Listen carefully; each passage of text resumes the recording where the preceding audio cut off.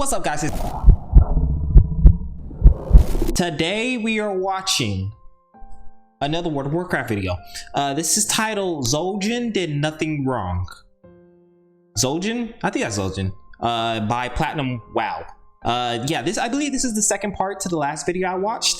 It's been 2 weeks, but I'm still watching it, so you know, I'm here now. Last video, I think they was talking about the trolls. Yeah, there's basically going into the history and the past of the trolls.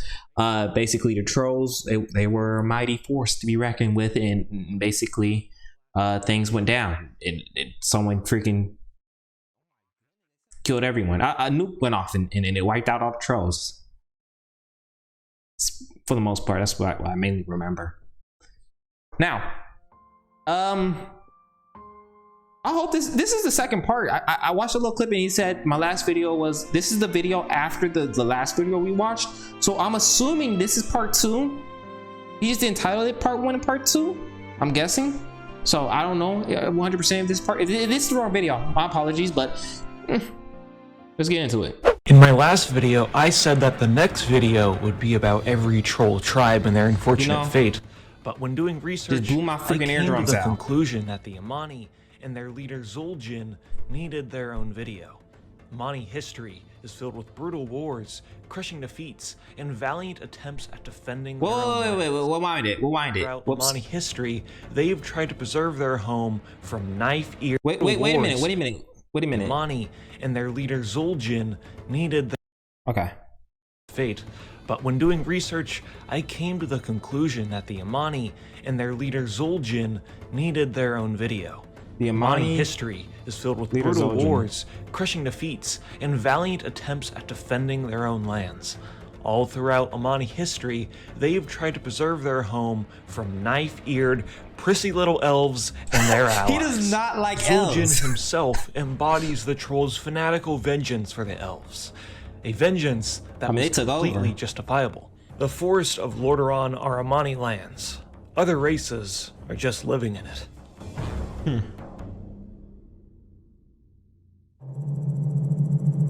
Mortal enemies. After the Sundering, the Amani trolls found themselves in the forest that would eventually be called Northern Lordaeron. The trolls lived relatively peaceful lives, not having any real competition with other races until... oh no, not again. After the War of the Ancients, the war that made the whole world explode, the de facto leaders of the Kaldorei, Malfurion, and Tyrande realized that having a society built on abusing arcane magic was extremely volatile, and any elf caught using it would be banished. Dathramar Sunstrider, a highborn who felt like it was the elves' birthright to use such magic, left with the rest of his snobby highborn friends with a vial of pure energy from the Well of Eternity. Over time, these elves would become shorter, have paler skin, have blue eyes, and eventually turn into the High Elves. The elves sailed across Azeroth and landed in an area that would be known as Lordaeron. The Amani's PTSD instantly kicked in. They knew the destruction elves brought with them, and without question, the Amani instantly launched ruthless skirmishes to squash the elves, but their sophisticated magic always seemed to put them on top.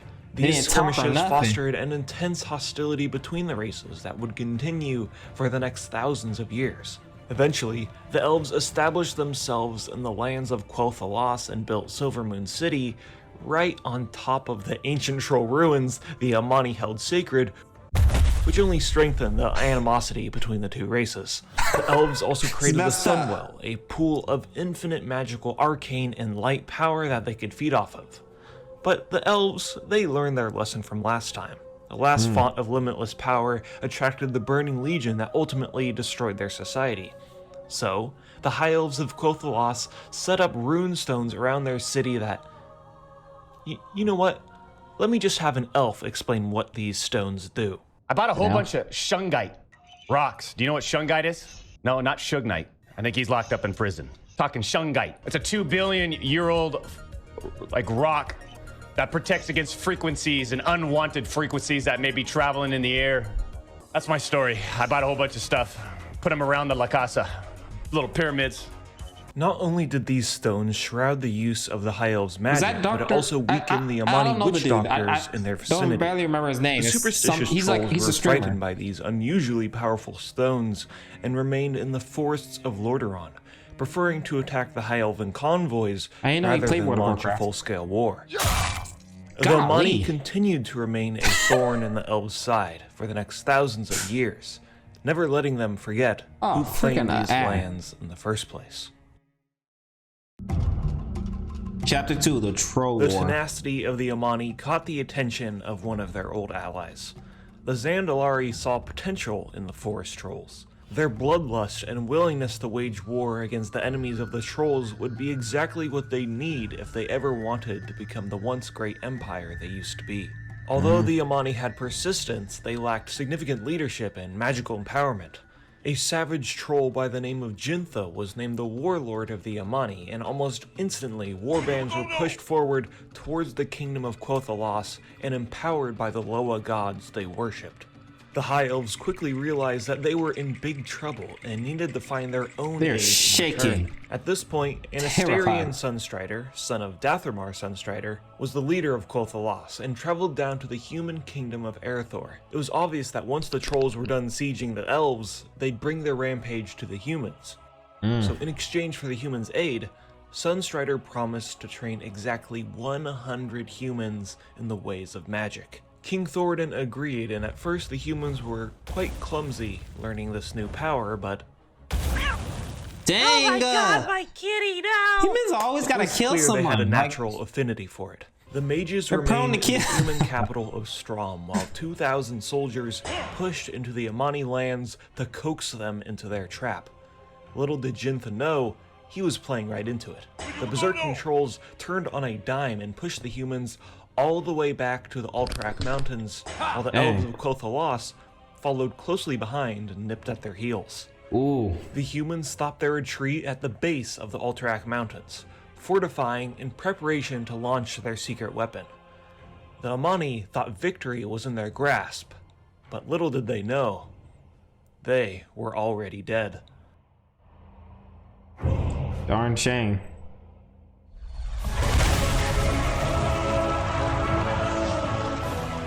In an Think it's happening. unprecedented event never seen before, hundreds of mages used their combined might to rain down a firestorm, burning Troll and Loa alike in a roaring blaze that ended the Troll Wars in a matter of seconds. Dang, Thousands man. upon thousands of Amani lost their lives that day.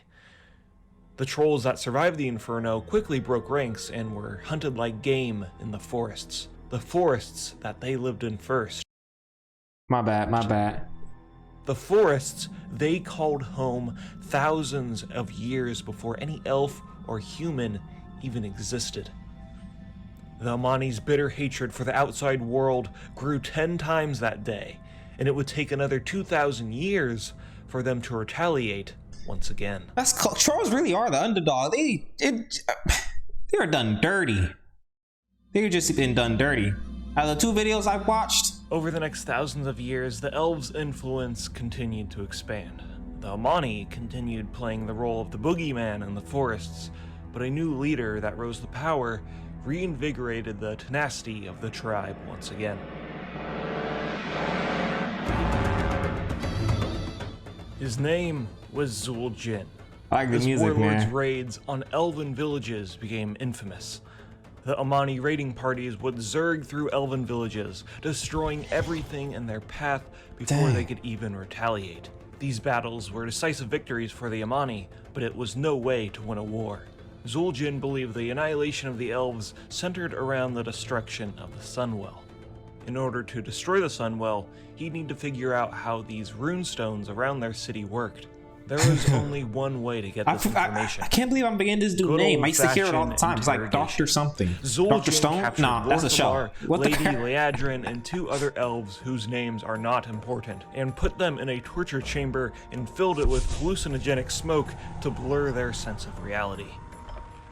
The Amani Empire be back now, seeking vengeance, and we gonna start with you. The warlord of the my Amani goodness. preached how these were troll lands, wrongfully stolen by the elves, and that they were the real villains. He talked about how the Amani never truly die, and they would never stop in their endless need for revenge. To extract the information from Lorthamar, scary. Zul'jin stabbed the elf in the stomach, drawing the blade upwards, and then How is that gonna get smearing the his truth own out of face him? with the elf's blood. Brutal. The torture continued until Liadrin freed Tortured? herself He should be dead and after used her that. priestly magic to inflict the same pain she went through during the torture back to Zul'jin. Oof, owie, my dang. bones, man. And then they teleported away. Although Zul'jin relished in the pain he brought on the elves, he did not get the information he needed. But thankfully, sometime later, he'd find a surprising new ally. Who would that be?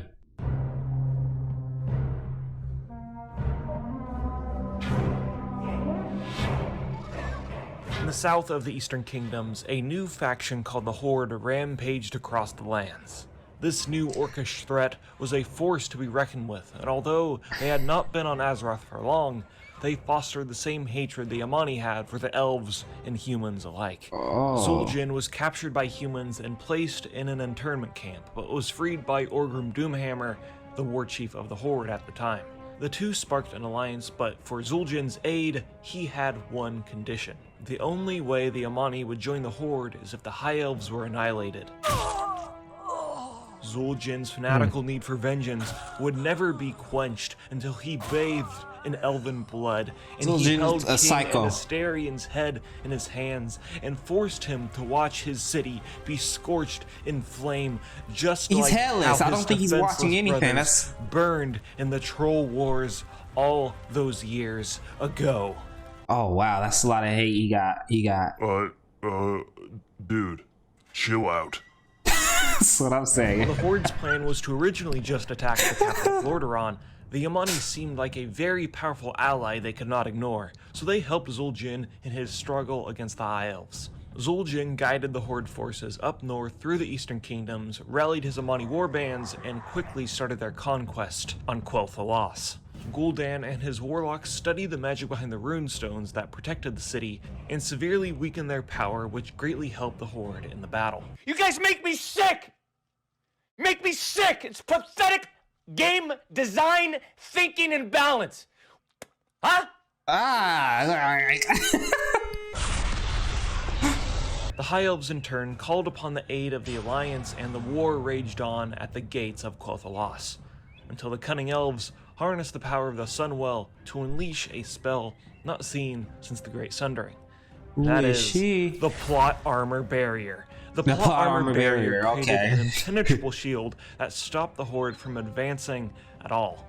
It was at this point Gul'dan kind of just disappeared to go on his own quest for selfish power, and Orgrim decided that they were wasting their time. At the end of the day, the Orcs' main mission was to destroy the capital of Lordaeron. This was just a side mission.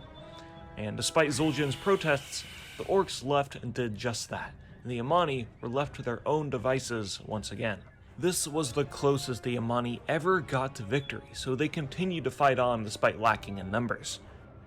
Their bloodlust clearly blurred their judgment, and the elves used this to their advantage to try and destroy the trolls once and for all. History seemed to repeat itself as the elves haphazardly burned the forests, rounding up as many trolls as they could and killed them in the hundreds. Zul'jin himself was cornered at Lake Daromir, where he was captured and chained to a stone, where he endured an endless torrent of pain. To the elves, Zul'jin was a monster, a beast that lurked in the woods that massacred their friends and family. But Zul'jin was no monster.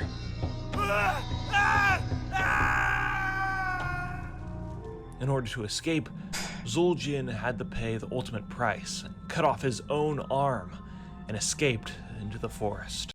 Wait a minute. Is this the quiet place? That black man about to get taken out. Oh, never mind, just a car. Before we continue our story, let's get out our notebooks because we're going to learn about some troll physiology and a lesson in Blizzard writing. In lore, trolls have the ability to regenerate body parts. There are stories of dedicated troll war drummers flaying themselves alive to use their skin for their drums, and then regenerating it back. Zul'jin got stabbed in the throat and lived, and there are even stories of trolls being totally disemboweled and living. Zul'jin, on crazy the other hand, strong. did What not the regenerate or his resilient eye at very or least. his arm. Why is that? We don't really know for sure.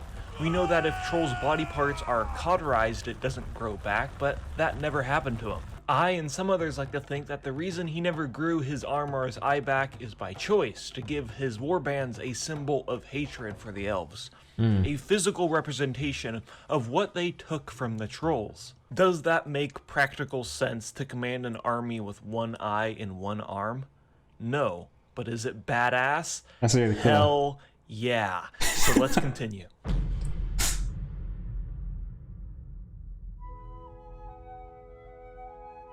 Close to greatness. One fateful morning, Zul'jin woke up to see one of the most beautiful sights imaginable. Demons?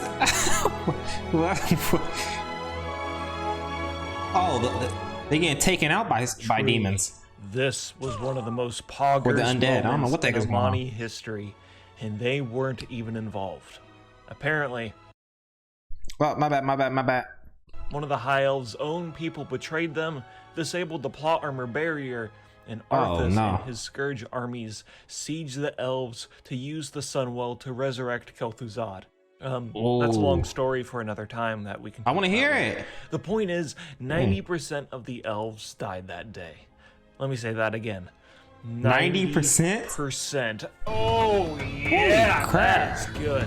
This was the Amani's time to strike.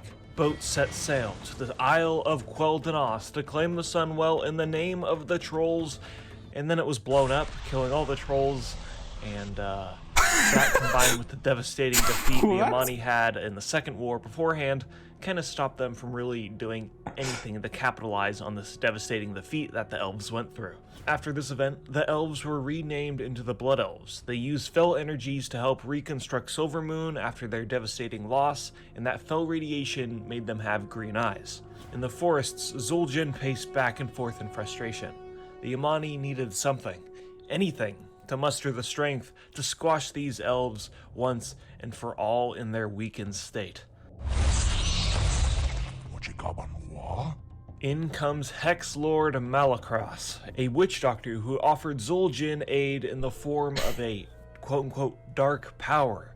We never exactly find out what this dark power is. Perhaps it's demonic. Maybe it's the Cathraxi General Kithix that the Amani killed way back on Primordial Azeroth.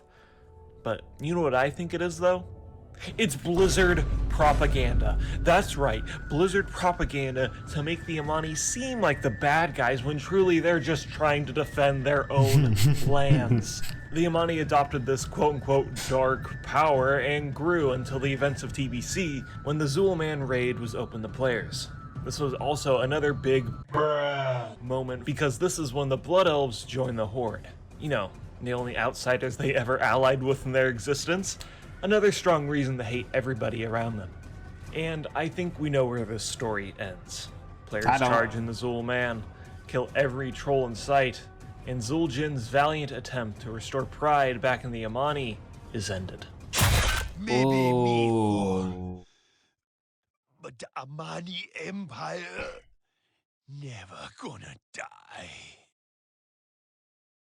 But in Cataclysm, the Amani are back with a new random leader they pulled out of their ass, and then okay, Dies they again. die again. And then in Mist of Pandaria, they help the Zandalari in the Throne of Thunder, and then they're defeated again. That's And horrible, then in man. Battle for Azeroth, oh my god, you think the elves are the biggest losers? Yeah, right. Look, to be honest, we all know what we're thinking here. The elves were asking for it. Whoa, why are you booing me? I'm right. No. You want to know what the Empire of the Amani has become? An alleyway. And get this, the Zandalari, the spiritual leaders who are the epicenter of troll culture, join the Horde, thus being allies with the Blood Elves, and the only way for the Amani to survive now is to be total servants to them. Oh, And you know man. what the Zandalari let the Horde do? Just beat the shit out of them whenever they want.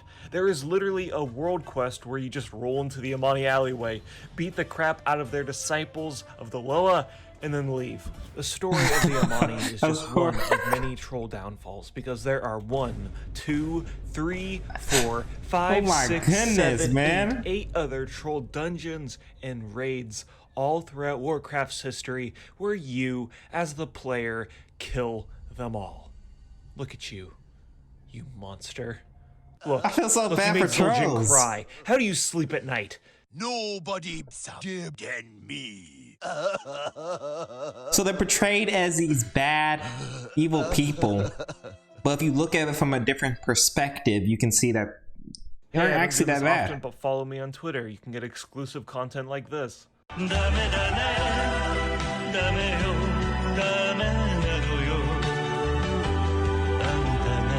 Okay, thanks. Another ad? No, thank you. Well, I guess that's the end of that video.